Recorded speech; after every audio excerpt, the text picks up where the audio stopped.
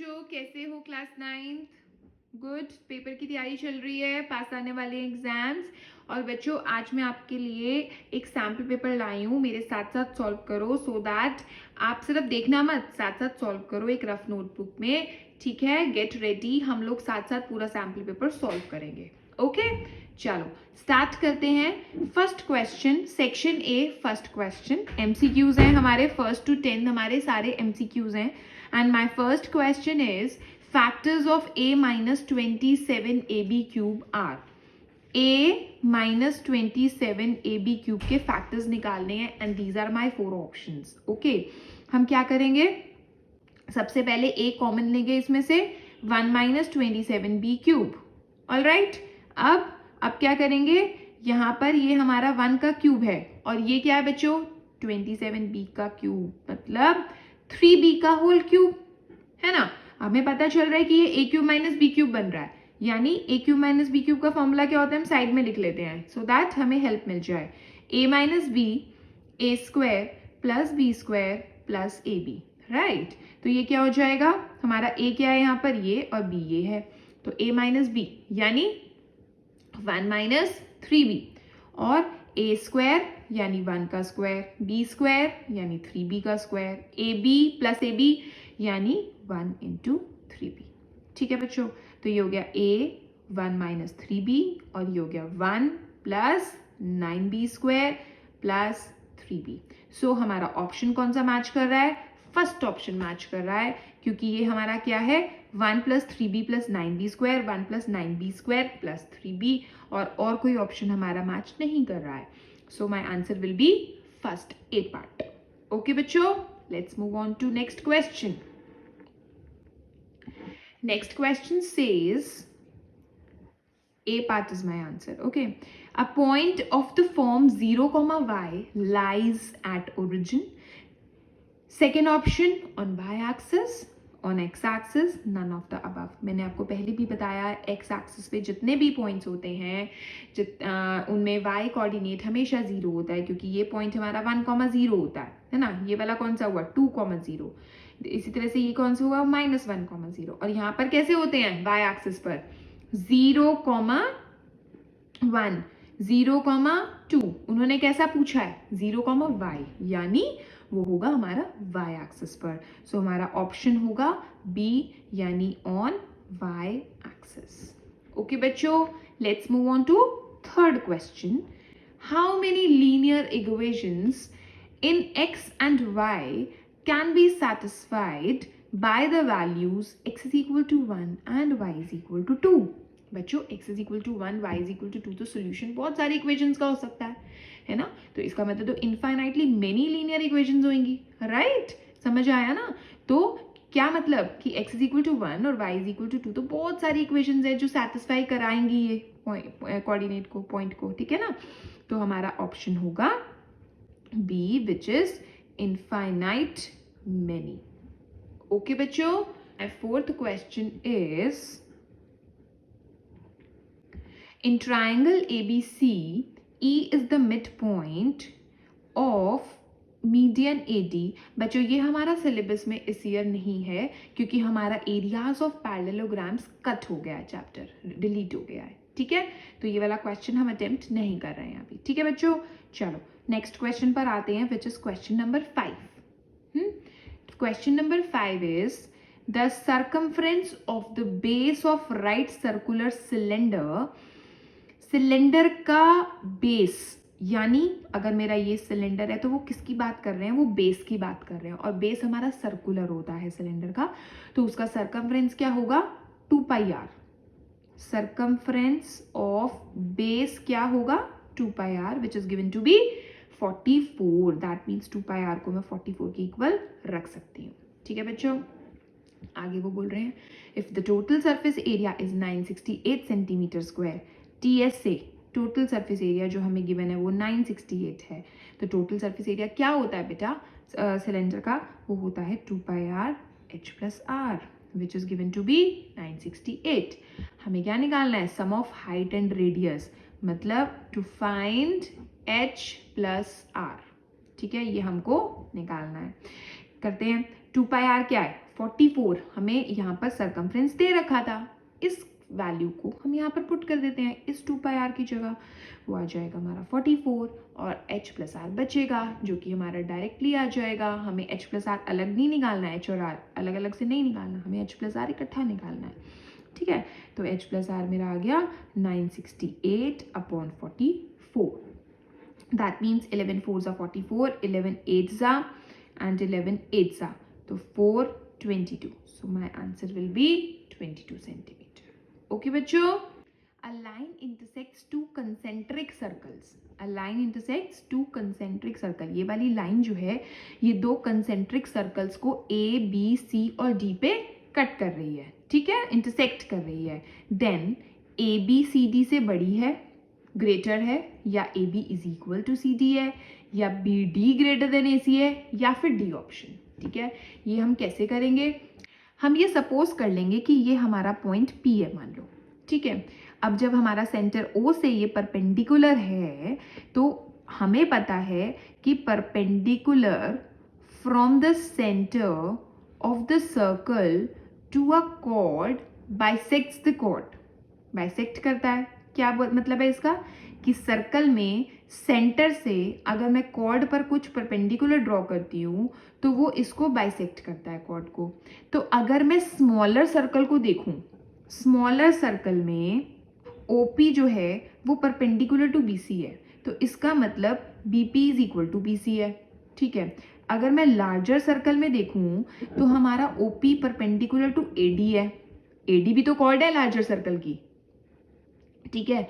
तो अगर OP perpendicular to AD है तो फिर AP is equal to PD हो गया, राइट। और अगर मैं इन दोनों इक्वेशंस को सब्ट्रैक्ट करती हूँ तो हमारा AP माइनस BP हो जाएगा, this minus this is equal to PD minus PC, this minus this. AP में से अगर मैं BP को माइनस करती हूँ तो मेरा AB आ जाएगा, राइट। और अगर मैं PD में से PC माइनस करती हूँ तो मेरा आ जाएगा CD, राइट। तो मेरा ऑप्शन कौन सा मैच हो रहा है बच्चों, second option, AB is equal to CD, ठीक है बच्चों। If the volume and surface area of a sphere are numerically the same, volume क्या होता है स्फेयर का 4/3 pi r cube, surface area क्या होता है 4 पाई आर स्क्वायर, उन्होंने कहा दोनों सेम है तो मैंने इक्वल रख दिए, और अगर सेम है तो वो बोल रहे हैं रेडियस निकालो। तो देखो पाई से पाई कैंसिल, 4 से 4 कैंसिल, बचा क्या r³ is equal to r square, r square से ये 2 r भी कैंसिल हो गए, बचा सिर्फ और सिर्फ 1 r, ठीक है बच्चों। तो हमारा आंसर क्या आ गया 3 यूनिट्स, ऑलराइट।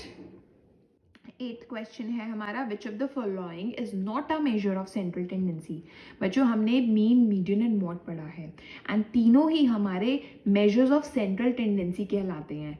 जो स्टैंडर्ड डेविएशन है अभी we have not yet studied, we are going to study in class 11th which is not a measure of central tendency. आपने ये वर्ड पढ़ा भी नहीं होगा अभी, तो this is not a measure of central tendency, mean, median and mode तीनों ही होते हैं। So my answer will be C part, इसका ऑप्शन क्या है सी पार्ट, कि C part measure, it is not a measure of central tendency, ठीक है बच्चों। चलो देन कम्स 9th क्वेश्चन, और 9th क्वेश्चन क्या कहता है, the sides of the triangle हमें दे रखी हैं which is given to be 20 and 24, find its area.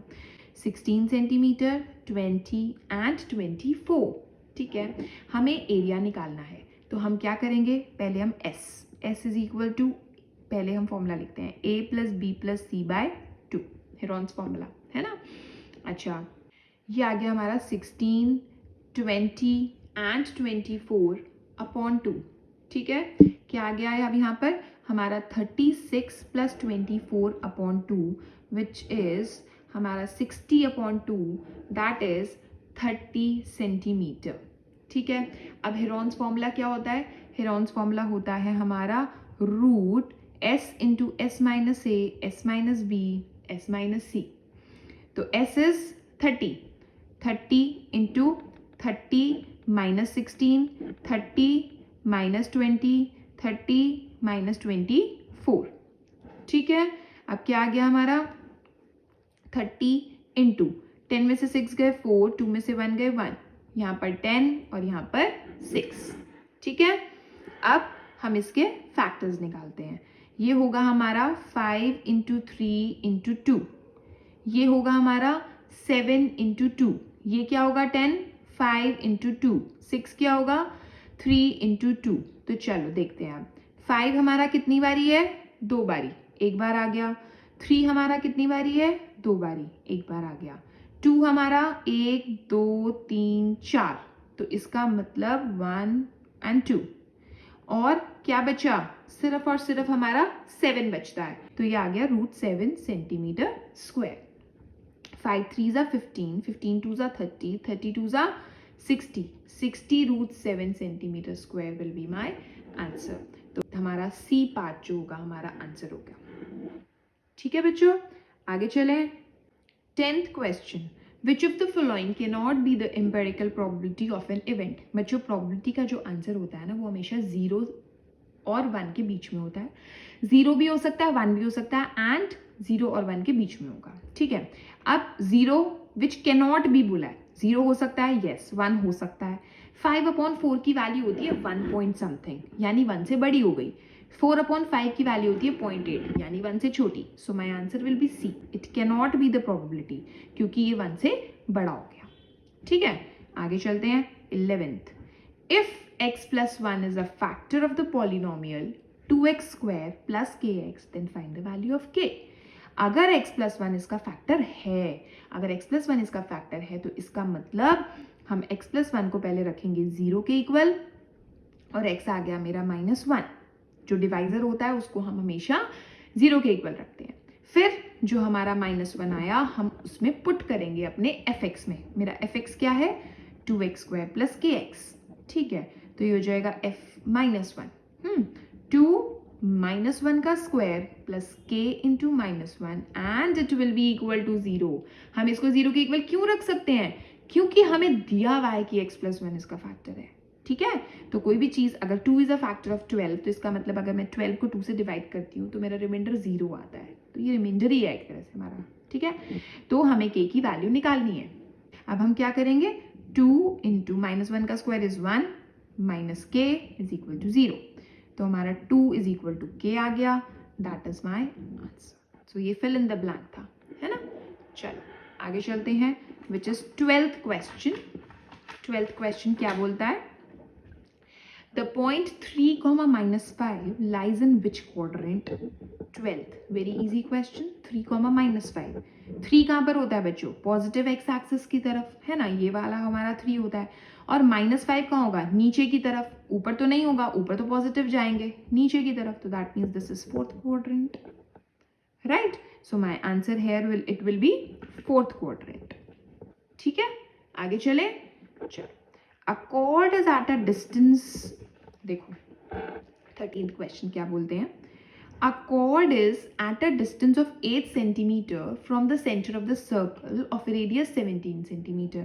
अगर ये सर्कल है हमारा और ये हमारा है कॉर्ड, और कॉर्ड जो है वो 8 सेंटीमीटर की दूरी पर है सेंटर से, ठीक है, और रेडियस क्या है 17 है सर्कल का। ये हमारा मान लो कॉर्ड है और ये एल पॉइंट है, ठीक है। हमें क्या निकालना है, लेंथ ऑफ द कॉर्ड, ये हमें ए बी निकालनी है, ठीक है। ये हमारा है परपेंडिकुलर, तो अगर मैं ट्रायंगल ओ ए एल में पाइथागोरस लगाऊं, तो वो क्या आएगी हमारी, कैसे निकालेंगे, ओ ए का square is equal to O L का स्क्वायर प्लस ए एल का स्क्वायर। ओ ए का स्क्वायर यानी 17 का स्क्वायर, ओ एल यानी 8, ए एल मुझे नहीं पता, है ना।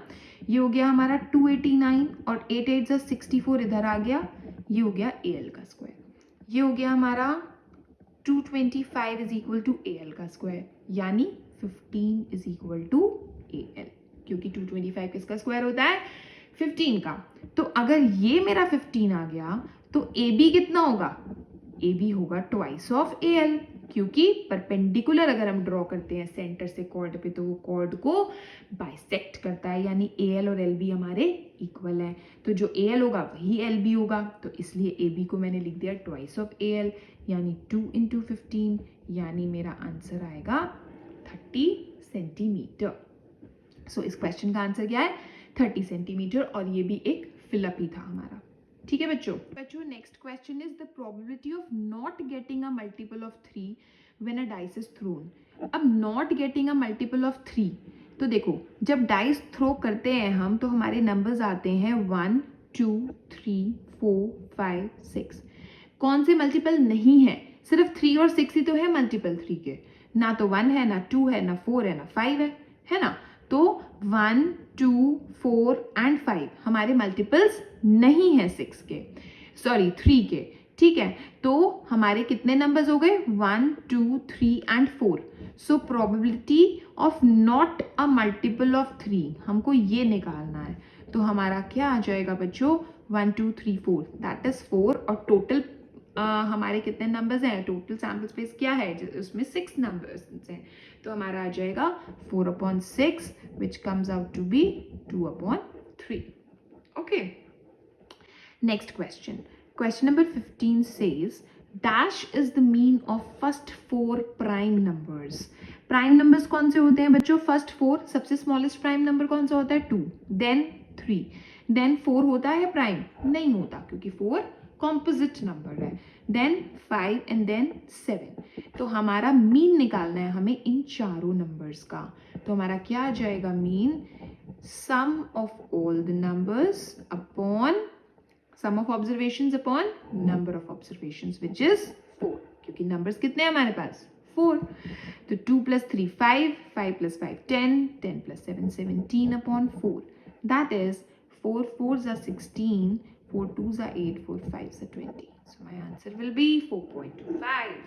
All right, let's move on to next question, which is question number 16th, और जिसमें हमारे choices हैं, but I'm going to explain you both the parts. Okay, what is the expanded form of 3a minus 5b minus c whole square? तो हमारा कैसे खुलेगा ये? a + b + c का स्क्वायर क्या होता है बच्चों? a² + b² + c² + 2ab + 2bc + 2ca, है ना। तो यहाँ पर माइनस है, सो डोंट गेट कंफ्यूज्ड, हम इसी के हिसाब से खोलेंगे, प्लस वाले के हिसाब से। कैसे? a मेरा ये है, तो 3a का स्क्वायर प्लस, यहाँ बीच में प्लस प्लस प्लस है तो प्लस प्लस प्लस ही रहेगा हर जगह। b का स्क्वायर मतलब -5b का स्क्वायर, ये मेरा पूरा का पूरा b कंसिडर करेंगे हम। फिर c का स्क्वायर मतलब -c का स्क्वायर प्लस 2 × a × b, यानी 3a × -5b plus 2 × b × c, ऐसे इसको भी लो, इसको भी लो, साथ में माइनस माइनस भी ले लो। ठीक है, उसके बाद प्लस 2 × c × a। ठीक है, आगे 3a का स्क्वायर इज 9a का स्क्वायर प्लस -5b का स्क्वायर, मतलब माइनस माइनस प्लस हो जाता है, तो यहाँ पर माइनस गया, चला गया हमारा। ठीक है, और यहाँ पर आ गया -c का square which is c² plus, अब देखो 2 3s are 6, 6 5s are 30, a × b is ab, लेकिन प्लस माइनस माइनस हो गया, तो ये हमारा माइनस हो गया। अब इसी तरह से 2 5s are 10, 10 bc आ जाएगा, लेकिन यहाँ प्लस है, यहाँ माइनस, तो माइनस माइनस तो प्लस हो गया, तो यहाँ पर प्लस आएगा। 2 3s are 6, ca plus minus minus. Okay, so this will be my answer. What are the zeros of the polynomial px is equal to x × x - 1 × x + 2? तो बच्चों जब भी हमको जीरोस निकालनी होंगी, हम क्या करेंगे? px को या fx को, जो भी हमारा पॉलिनोमियल होगा, उसको जीरो के इक्वल रख देंगे। तो हमारा x × x - 1 × x + 2 is equal to 0। क्या क्या जीरोस आई? इधर x इज इक्वल टू 0, और इसको पुट करो 0 के इक्वल, और x + 2 इज इक्वल टू 0। तो क्या आ जाएगा? x इज इक्वल टू 0, और x इज इक्वल टू 1, और x is equal to -2। So my answer, जो मेरा आंसर होगा वो 3 जीरोस आएंगे। Okay, now comes 17th question.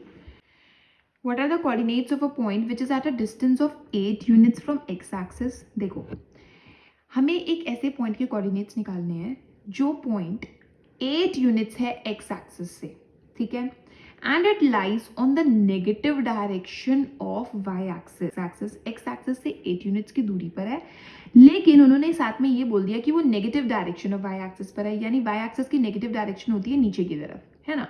तो यानी वो ऊपर तो होगा नहीं, नीचे ही है, नेगेटिव डायरेक्शन में वाई एक्सिस के, और 8 यूनिट्स दूर है एक्स एक्सिस से, यानी ये मेरी एक्स एक्सिस है, एक्स एक्सिस से 8 यूनिट्स दूर है, यानी यहाँ पर जो होगा, यहाँ पर जैसे मान लो अगर ये 8 यूनिट्स है हमारा डिस्टेंस एक्स एक्सिस से, तो वो ऐसे यहाँ पर है, और वो negative direction of and lies on the negative direction of y axis, मतलब वाई एक्सिस पर ही है और वाई एक्सिस के ऊपर है लेकिन नेगेटिव डायरेक्शन में है, तो यानी नीचे की तरफ है, तो यहाँ पर होगा, और ये हमारा पॉइंट है 8, तो माई आंसर विल बी 0,-8.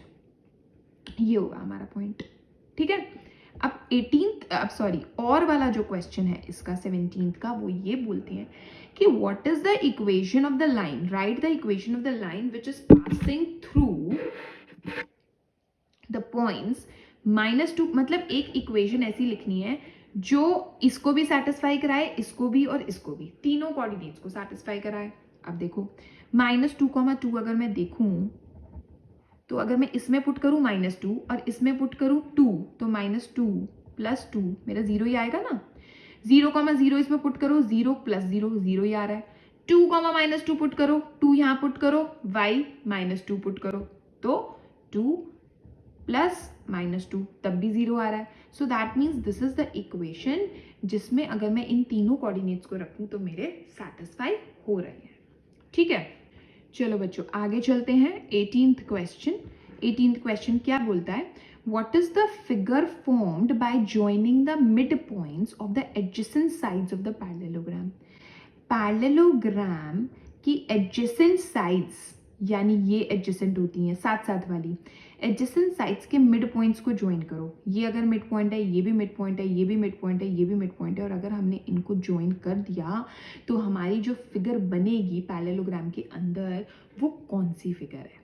ये याद है हमें क्वाड्रिलेटरल्स में किया है, जब हम डायगोनल बनाते हैं और फिर हम कहते हैं कि this and this are the mid points, therefore by mid point theorem हमारा पी क्यू जो है वो हमारा AC के पैरेलल हो गया. फिर हम बोलते हैं कि R and S are the mid points, तो by mid point theorem RS is parallel to AC, PQ भी पैरेलल टू AC है, SR भी पैरेलल टू AC है, तो PQ is parallel to SR. Similarly QR भी PS के parallel हो गई, तो PQRS एक पैरेललोग्राम बन गया, है ना. तो जो अंदर फिगर बनी वो क्या है, एक पैरेललोग्राम है. तो इसका आंसर जो होगा वो पैरेललोग्राम होगा. उन्होंने पूछा what is the figure formed, तो answer will be parallelogram. Alright, next question है बच्चों, if the perimeter of an equilateral triangle is 24 metre, what is its area. Equilateral triangle का पेरीमीटर क्या होता है बच्चों, 3 × साइड, ठीक है. इक्विलेटरल ट्रायंगल का पेरीमीटर हमको क्या दिया हुआ है, 24 मीटर, तो हम यहाँ पर 24 लिख देते हैं. तो हमारी साइड क्या आ गई, 24/3 सेंटीमीटर विच इज 8 सेंटीमीटर. हमको क्या निकालना है, हमको निकालना है एरिया. एरिया क्या होता है इक्विलेटरल ट्रायंगल का, आपको याद होना चाहिए, जिसको याद नहीं है वो याद करो बच्चों, विच इज √3/4 साइड का स्क्वायर, ठीक है. तो √3/4 साइड क्या है मेरी 8, तो यानी 8 का स्क्वायर सेंटीमीटर स्क्वायर. यूनिट लिखना नहीं भूलना बच्चों, यूनिट के मार्क्स होते हैं, ठीक है. तो आ गया 4 2s 2 8 16, so my answer will B 16√3 centimetre square. Easy है ना. चलो बच्चों 20th question, what is the volume of the cube if the total surface area is 96 centimetre square. Very easy, total surface area of cube क्या होता है, 6x². तो 6x² मुझे 96 दे रखा है, यानी x² हो गया 96/6, यानी हमारा आ गया 16, तो x मेरा क्या आ गया 4 सेंटीमीटर. हमें क्या चाहिए, हमें चाहिए वॉल्यूम, तो वॉल्यूम क्या होगा, x का क्यूब यानी साइड का क्यूब यानी 4 का क्यूब सेंटीमीटर क्यूब, तो दैट मीन्स 64 सेंटीमीटर क्यूब। ठीक है बच्चों, तो आज हमने बच्चों सेक्शन ए सॉल्व किया है इस वीडियो में, एंड आगे का जो पोर्शन है इस क्वेश्चन पेपर का, section B, section C and section D, we are going to solve in next video. Okay बच्चों, सो नेक्स्ट वीडियो के लिए भी रेडी रहना, हम साथ में ही सॉल्व करेंगे सो दैट आपका एक क्वेश्चन पेपर साथ में मेरे सॉल्व हो जाएगा। ठीक है बच्चों, कीप वॉचिंग, ओके बाय।